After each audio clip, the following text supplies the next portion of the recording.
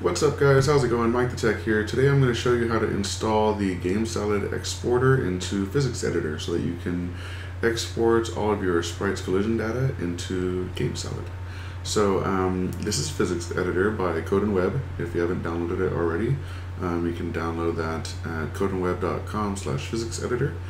And then if we look at GameSalad's support documents, you'll see that in the knowledge base under custom collision shapes, way at the bottom they have the PhysicsEditor GameSalad Exporter, and you can download this, and this is what we'll need to put into PhysicsEditor.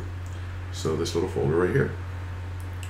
So once you download it, you're going to go into your program files, so in your C drive, so you go to this PC, C drive, and then you're going to go to program files, and you're going to go to Code and Web. And you'll see PhysicsEditor. So this is where our program is installed. So we'll open that and go to Resources.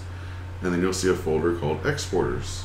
If we open that up, we see all the different exporters that are currently installed, including Corona, Box2D, etc. So all we need to do is grab that GameSalad folder that we grabbed earlier, or that we downloaded earlier, and put it into Exporters. So now that it's in Exporters, if we actually load up PhysicsEditor, you'll see that under our exporters we can now choose GameSalad.